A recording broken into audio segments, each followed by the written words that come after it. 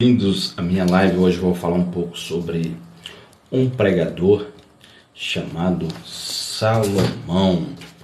Você que vai chegando, se você for possível, compartilhe bastante para que nós possamos estar. Então esse é o nosso tema de hoje, um pregador chamado Salomão.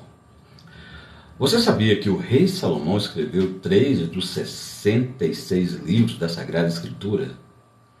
Provérbios, Eclesiastes e Cântico dos Cânticos, também chamado de Cantares de Salomão. Cantares é o livro da juventude, Provérbios, o livro da idade adulta, e Eclesiastes, o livro da sua velhice. Em Cantares, Salomão usa a linguagem do amor, e é tão interessante quando você começa a estudar o livro de Cantares, ou Cântico dos Cânticos, como queira, porque daí você começa a compreender de fato a riqueza desse livro, em específico o livro de Cantares, ou Cântico dos Cânticos. Ele é tão rico que você vê, por exemplo, a linguagem do amor bem explícita no livro de Cantares de Salomão. Em contrapartida, nós encontramos também em Provérbios a linguagem da sabedoria. Então, veja bem, quando você estuda e começa a ver a linguagem da sabedoria que está implícita em Provérbios, é tão interessante que ali já começa dizendo também assim: quem ganha a alma sábio é. E a sabedoria, ela precisa reger as nossas vidas. A sabedoria, ela precisa reger a nossa vida como num todo. Porque quanto vale a sabedoria? Olha só que coisa interessante. A linguagem da sabedoria em Eclesiastes mostra também que é a linguagem da experiência humana. E isso é enriquecedor. Em Provérbios, Salomão ele se apresenta simplesmente como Salomão, como filho de Davi, como rei de Israel. Em Cantares, ele é apenas Salomão. Em Eclesiastes, ele se identifica como pregador, filho de Davi, rei em Jerusalém. A noção de pregador nesse livro é muito bem diferente daquela que é projetada no Novo Testamento. Por isso, nós precisamos entender que em Eclesiastes ele se identifica como pregador, filho de Davi, rei em Jerusalém. O livro de Eclesiastes ele é considerado por alguns leitores o mais triste livro da Bíblia, devido a algumas declarações que parecem brotar de uma pessoa completamente desencantada da vida. Enquanto Deus é projetado sublimemente no livro de Provérbios, através da exposição da divina sabedoria, em Eclesiastes, Salomão apresenta os frutos colhidos da sua longa observação da vaidade da vida. É tanto que está bem explícito no livro de Eclesiastes: vaidade é vaidade, tudo é vaidade. E aquele leitor ávido da palavra de Deus que vai ler o livro de Eclesiastes, ele precisa estar muito bem, por exemplo, com a mente muito aberta, para entender que é claro que existem algumas vaidades que são úteis, porque o sábio já vai dizendo: vaidade é vaidade, tudo é vaidade. Então, se tudo é vaidade, viver também entra nesse contexto.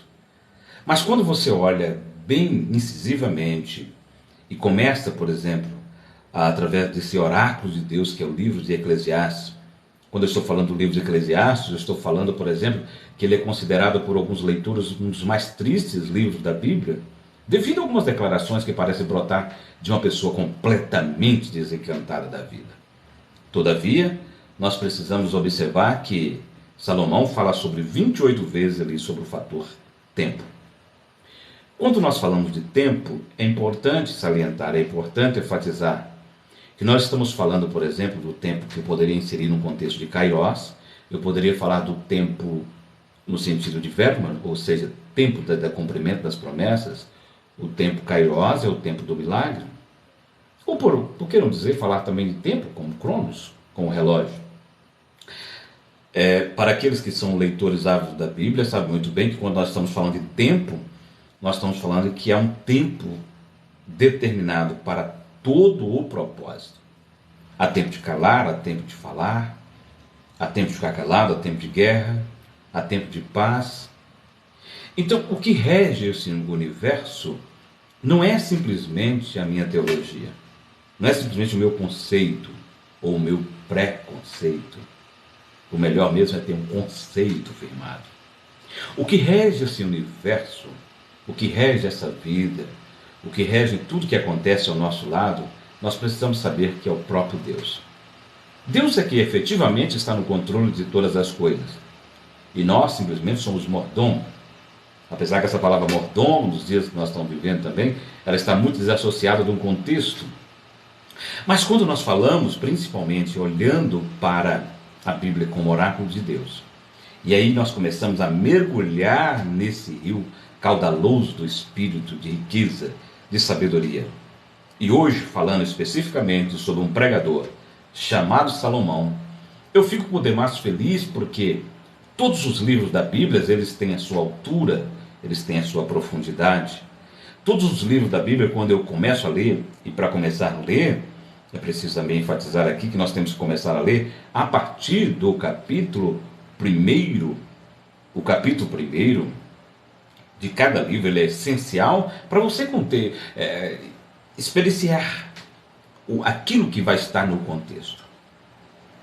E nós observamos, na verdade, é que quando nós estamos falando de um pregador chamado Salomão e a gente olha para o contexto do Antigo Testamento, é totalmente diferente daquele pregador projetado no Novo Testamento, a partir de Mateus, a partir do grande arauto, pregador do deserto, que era João Batista, primo de Jesus. O que nós precisamos entender a partir de então? Nós precisamos entender que em Provérbios, Salomão ele se apresenta como Salomão, filho de Davi, rei de Israel. Em Cantares, ele é apenas Salomão. Em Eclesiastes, ele se identifica como pregador, filho de Davi, rei em Jerusalém. Observamos que é muito diferente a noção de pregador do Antigo Testamento para com o Novo. Uma outra coisa interessante aqui, quando nós estamos falando, principalmente falando sobre o tempo, que é importante enfatizar, que é importante nós procurarmos entender a propósito aquilo que está escrito na palavra de Deus. Porque enquanto Deus é projetado sublimemente no livro de Provérbios através da exposição da divina sabedoria, e o livro de Provérbios, para aqueles que amam a palavra de Deus, deveriam lê-lo, mas ler de uma forma cadenciada, porque ali trata tudo a respeito da sabedoria de Deus, da sabedoria divina, digo. Então, em Eclesiastes, Salomão apresenta os frutos colhidos da sua longa observação da vaidade da vida. É claro que sob uma dimensão inteiramente horizontal e não vertical. Quando você olha ele falando, principalmente quando ele começa a olhar nessa dimensão horizontal da vida, que ele vai falando sobre, ele vai fazendo observação sobre vaidade, Salomão não estava olhando no sentido vertical, mas simplesmente no sentido horizontal. É tanto que quando você lê, por exemplo, Cantares ou Cântico dos Cânticos, no capítulo 6, versículo 10, onde está uma das maiores incógnitas ou maior interrogação que há na Bíblia, eu acho interessante porque ali está escrito assim. E você observa muito bem, por exemplo, que diz assim no capítulo 6, versículo 10, de Cântico dos Cânticos, ou como queira chamar, Cantares de Salomão. Você vai observar, ele falou assim, quem é esta que aparece, olha só, como a alva do dia? Quem é esta que aparece não simplesmente como a alva do dia, mas formosa como a lua? Que lindo que essa interrogação.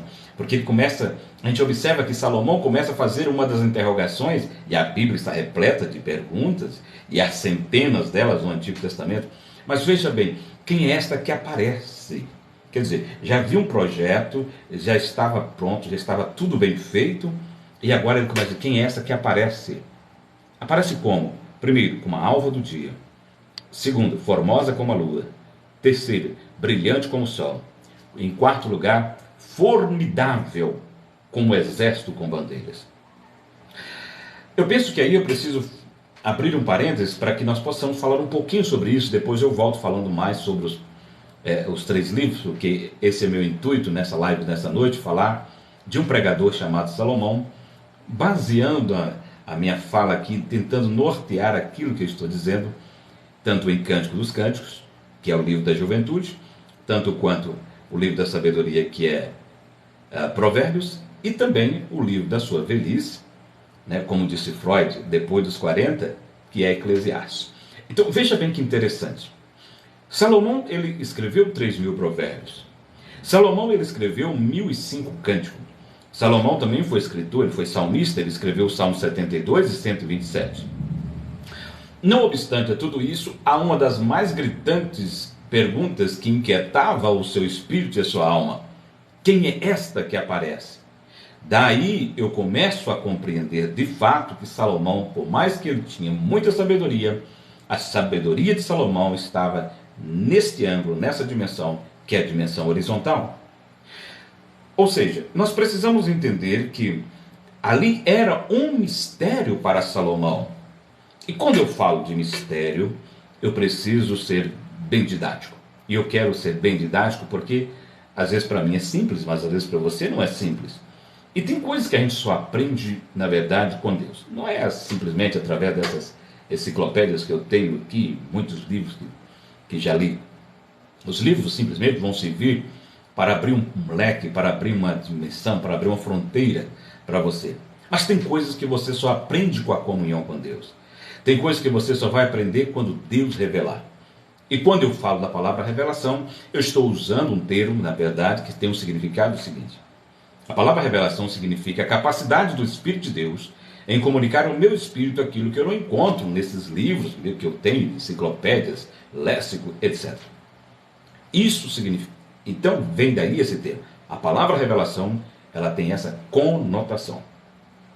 O que eu quero dizer com isso é que há uma confusão muito grande, e eu vejo que poucas são as pessoas que, avidamente, além de ler e ter um grau maior de familiaridade com a Bíblia, às vezes não tem, por exemplo, eu vou usar uma palavra bem corriqueira, ele não consegue pegar dentro dessa dimensão espiritual. Às vezes, quando viajo e vou a alguns congressos e também seminários e escolas bíblicas, eu vejo algumas pessoas inquietadas com o fato de não saber o que é que Salomão queria dizer no capítulo 6, versículo 10, especificamente de Cantares.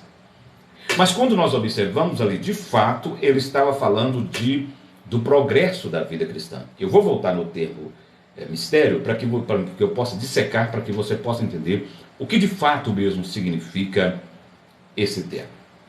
Observe bem. Quando ele faz essa pergunta, quem é esta que aparece como a alva do dia, isso tem uma referência com um novo convertido. A propósito, uma pessoa que está começando a dar os seus primeiros passos na vida cristã. Eu vou abrir mais um pouco. Isso fala do nascedouro da igreja na cristandade. Eu estou falando da igreja primitiva, porque já era um projeto de Deus, já era um modelo de Deus, já era uma execução de Deus. Quando ele está dizendo quem é essa que aparece, olha só, ela já estava pronta, mas ela aparece. A igreja do Senhor Jesus aparece no século I, Anno Domini, e ela aparece a partir dali, mas ela aparece como a alva do dia, perseguida, pequena, né? Representada nos 5 dedos da mão como esse dedinho mindinho. Como ela começou, assim é a vida cristã. Eu queria tanto que a minha live pudesse alcançar os novos convertidos, e você pode me ajudar compartilhando ela, para que nós possamos alcançar mais pessoas que precisam crescer na graça e no conhecimento. Porque o que adianta eu ler mais de 1.500 livros e, na verdade, partir para a eternidade sem poder, por exemplo, estar... Então deixa eu te pedir, compartilhar para que nós possamos alcançar mais pessoas que têm bloqueios espirituais, que não conseguem de fato compreender a Bíblia, que acham que a Bíblia é complexa. O que eu encontro de pessoas nessa minha caminhada, que na verdade acham que a Bíblia é muito complexa. Então, voltando ao nosso tema, eu estou falando sobre um pregador chamado Salomão, dando ênfase em uma das maiores interrogações que está no capítulo de número 6, de versículo de número 10, de Cantares. Então, a igreja começa lá no primeiro século, ela começa com a inauguração dela, ela já existia no plano de Deus, ela já existia como projeto de Deus, e aí começa então, a inauguração é no capítulo 2 de Atos dos Apóstolos, A partir dali, houve uma dimensão espiritual muito linda. Eu não vou entrar agora, não há como fazer o túmulo do templo, uma live para a gente entrar dentro da igreja primitiva, que eu teria que ficar horas e horas procurando tentar dissecar esse tema, que é muito abrangente. Então, só para citar, a igreja começa ali. Isso estava fazendo a reverência, então, ao capítulo 6, versículo 10 de Eclesiastes, ou melhor, de Cantares, que diz assim: quem é esta que aparece como a alva do dia? Olha só que interessante.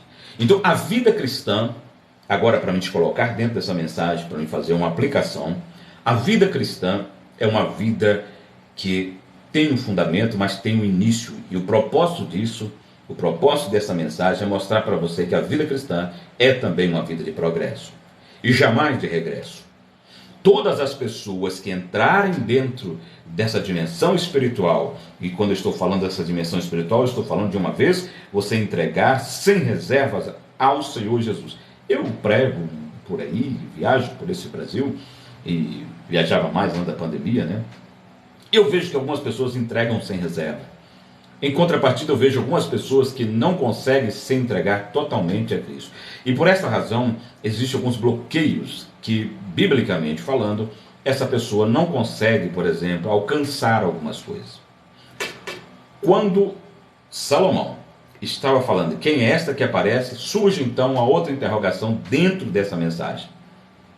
Quando ele está dizendo quem é esta que aparece, então existe também um mistério. O que significa a palavra mistério? A palavra mistério do grego significa segredo. Mas eu vou ser mais abrangente, eu vou abrir um pouco mais a palavra aqui. Quando nós estamos falando de segredo, existe carro que tem segredo, existe mala que tem segredo. Não é bem isso. Especificamente, objetivamente, quando nós falamos de segredo, nós estamos falando de alguma coisa que só pertence a Deus. Existem alguns mistérios que estão inseridos no segredo, ou seja, existem alguns segredos dentro de um mistério que só pertence a Deus. Eu vou abrir um parênteses. Existem coisas que somente Deus sabe. Eu acho que eu fui fulminante agora, né? Existem coisas que nenhum homem, ninguém, nem anjos, nem serafim, nem querubim, Deus sabe. Isto é um mistério. Mas existe uma outra coisa. Existem coisas que Deus sabe e por essa razão existe o outro segredo do mistério. Qual que é o outro segredo de um mistério? É que tem coisas que Deus só comunica com o seu povo, com a sua igreja, hoje, inserido no contexto mundial de igreja, chamados para fora. Ontem eu vi um pregador pregando e falando um pouco sobre a palavra eclésia ou eclesia, mas existe um outro termo dentro da palavra eclesia, que significa igreja, que quer dizer ekleo, porque quando ia haver um culto, era como se fosse assim: gente, vamos à casa do senhor Joaquim, porque lá hoje vai ter uma refeição e ele convida todos. Tem nesse sentido também a palavra ekleo ou eclésia. Agora, é interessante dizer uma outra coisa sobre isso aqui. A coisa que acontece, por exemplo, e é muito interessante nós procurarmos enfatizar aqui. Já que tem um mistério num segredo, ou um segredo dentro de um mistério, e esse mistério que está inserido dentro de um segredo, ele vai também, olha só, ser comunicado com o corpo de Cristo, que é a igreja. Vejamos bem a importância de tudo isso. Então, tem coisas que só Deus sabe, eu nunca vou saber, não vai me pertencer nesse plano, só pertence a Deus. Existem coisas que Deus comunica só com o seu povo, então quem não faz parte do povo, ou seja, quem não faz parte da igreja ainda, quem ainda não entregou sem reservas a Cristo, quem ainda não está inserido nesse contexto, vai ficar oculto para essa pessoa. Mas tem uma outra coisa, sabe o que é?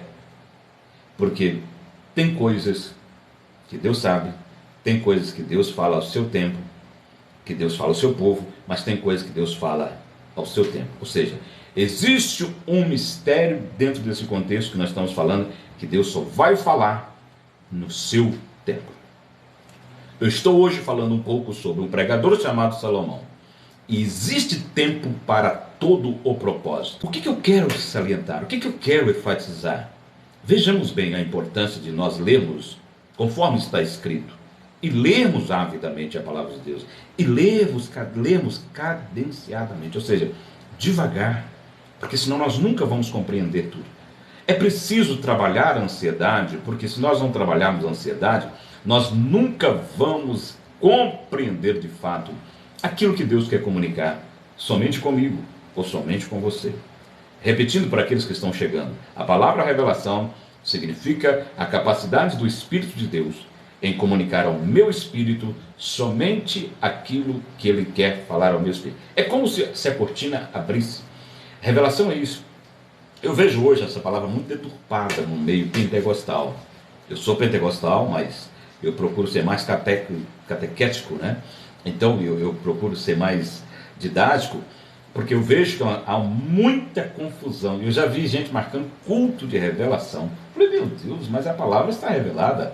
Não existe nada oculto aqui. O que está acontecendo, né, com esse povo hoje? Mas eu vejo que alguns é porque, na verdade, não existe esse grau de familiaridade mais elevado com a Bíblia Sagrada.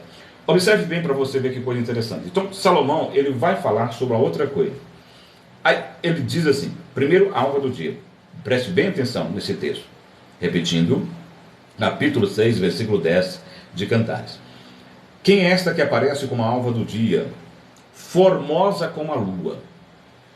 Você já percebeu que, vou te colocar agora dentro do contexto, você já percebeu que como igreja nós passamos por fases? Existem quantas fases que a lua passa nesse processo? Quantas fases tem a lua? Eu vou citar aqui. Existe a fase da lua, que é a fase minguante. Existe a fase da lua, que é a fase crescente, ou quarto crescente, né? Nova e cheia. De vez em quando eu estou usando o simbolismo agora para te colocar dentro dessa mensagem. De vez em quando porque acontece comigo, de vez em quando você não passa por algum processo de fases, olha só que coisa interessante. Quantas das vezes a vida da gente está parecendo que tudo é novo, de repente parece que a gente começa a entrar naquela fase de quarto minguante. A nossa vida cristã, por mais que nós queremos que seja totalmente plena, mas o próprio Deus que governa a natureza, que governa todas as coisas pela palavra do seu poder, é o mesmo Deus que é capaz, por exemplo, de fazer infinitamente mais do que eu estou pedindo ou pensando. Esse mesmo Deus é o que controla todas as coisas. E uma vez que ele controla todas as coisas pela palavra do seu poder, ele está dizendo que a nossa vida também passa por fases. Então guarde, se você não conseguiu mentalizar tudo, guarde isso na tábua do seu coração. Vai existir um momento na nossa vida, eu quero ser bem incisivo agora, eu vou ser bem direto, bem objetivo. Vai existir momentos na nossa vida que nós vamos passar por aquele momento que a lua está cheia ou nova, mas existe tempos de fase que é a quarto crescente, né? Ou minguante. Mas não significa que Deus perdeu o controle, significa que eu, como ser humano, preciso passar por isso. Ele não permite. Deus permite, muitas das vezes, que eu e você passamos por algumas limitações, por algumas circunstâncias, porque nós precisamos estar em fase sempre em crescimento. Uma pessoa que nasce grande, eu acho que eu posso chamá-lo eu poderia chamar de gigante, né? Porque, na verdade, nenhum de nós somos grande. Estamos em fase de amadurecimento e crescimento. Então, se eu estou crescendo, e eu preciso crescer na graça, no conhecimento, eu preciso entender uma coisa. Olha só que coisa interessante. Todas as vezes que Deus permite algumas coisas que eu não estou entendendo momentaneamente, significa que Deus está permitindo dentro da sua vontade permissiva para que eu e você possamos ter no mínimo maturidade, mas também crescer. Comece a olhar diferente para as circunstâncias da sua vida. Comece a olhar diferente para as crises. Comece a olhar diferentemente para as coisas que vêm, que às vezes nem você aprova, mas Deus permite. Não estou dizendo que Deus aprova, estou dizendo que Deus permite. E quando Deus permite, Ele permite dentro de um parâmetro. Deus nunca vai permitir alguma coisa na minha e na sua vida dentro ou fora de um parâmetro. Não. Deus jamais vai fazer isso. Então tudo que Deus permite, Ele permite dentro de um parâmetro para que eu e você possamos, extrair lições para colocar em prática para com a nossa vida. Prossigamos. Depois que passa a igreja nas catacumbas de Roma, eu não vou entrar na história, que é linda, assim, a gente vê Deus trabalhando na história, né? Eu poderia falar, alguém cita a noite de São Bartolomeu na França, que foi terrível, mas a gente tem que ler um pouquinho mais à frente.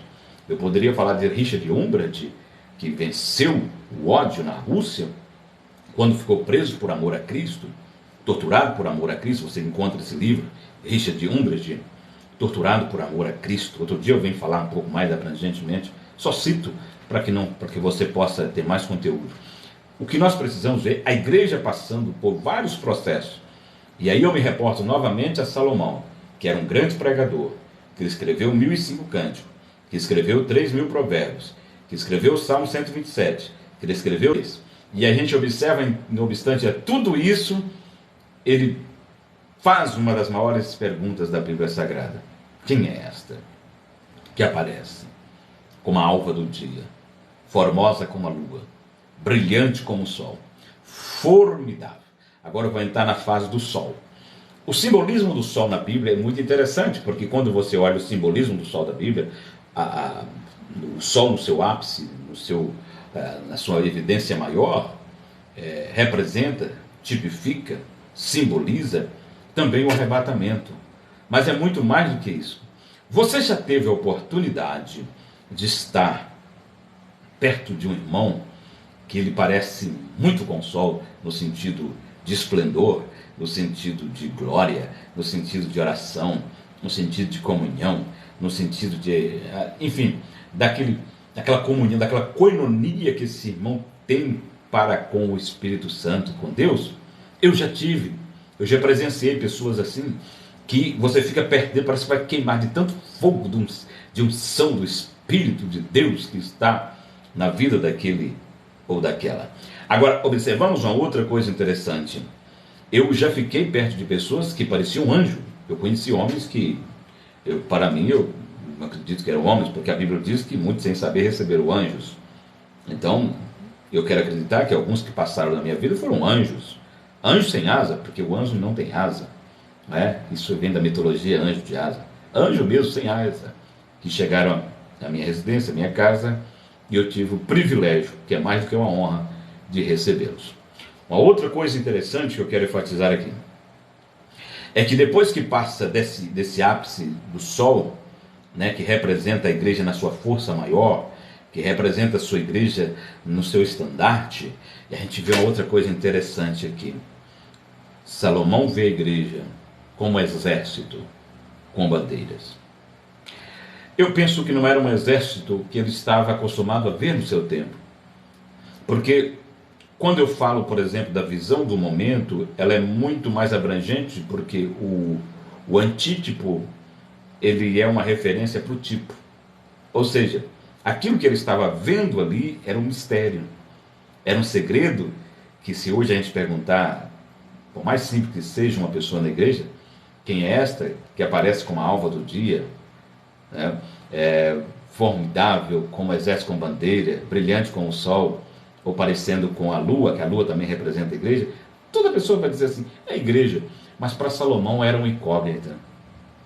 Para o grande pregador e sábio Salomão, era algo que era um mistério para a época. Então guarde isso. Mais uma vez repito, tem coisas que só Deus sabe e é só dele. Tem coisas que conhecimento mais efetivo, um conhecimento mais linear, um conhecimento mais vertical e também horizontal daquilo que está para que eu e você possamos crescer na graça e no conhecimento. Lembrando que eu quero crer que se você ler Cantares, Provérbios e Eclesiastes, lentamente, bem devagar, que dentro desses 3 dos 66 livros da Sagrada, que Deus vai estar desvendando para você alguns segredos. Então, ler Eclesiastes nos conduz às reflexões muito sérias e nos faz refletir amadurecidamente sobre a indispensabilidade de Deus em nossa vida e observar a fulgurante declaração do capítulo final do livro. Você quer saber qual é o capítulo final do livro de Eclesiastes? Que coisa linda! Ele termina a sua vida. Eu penso que é uma das formas de você terminar qualquer projeto que Deus lhe entregou. Ele termina como pregador. É tão interessante que na conclusão de Eclesiastes, e hoje eu vim trazer um pouco aqui dessa símbolo, né, desses 3 livros, tentando equacionar um pouco para que você possa crescer, você possa entender um pouco mais, né? Ele fala assim, olha, de tudo que se tem ouvido, o fim é, teme a Deus e guarda os seus mandamentos. Embora os raciocínios do escritor haja sido um pouco assim obtusos ao longo do livro, sua conclusão é digna de ecômios. É digna. Deus é, portanto, no livro de Eclesiastes, desaguadouro, final de todos os nossos devaneios. Olha, ele é o estuário universal, para onde correm todos os rios do nosso pensamento, todos os sentimentos da nossa alma. É bom ler Eclesiastes. É bom ler os 11 capítulos até que cheguemos ao desfecho final no 10º capítulo. Posso falar abrangentemente, é o pregador do Novo Testamento. Ambos são chamados de filho de Davi. E na dimensão natural, um na dimensão natural, digo, e outro na dimensão espiritual. Embora como haja sido seu descendente legítimo, Salomão como pregador falou de vaidade. Jesus falou de vitória. João, no capítulo 16, e versículos homens fortes. Se porventura você tem alguma dúvida, se você tiver qualquer dúvida concernente à palavra de Deus, à Bíblia Sagrada, eu estou à disposição para colocar aqui aquilo que Deus tem me dado ao longo desses 30 anos ininterruptos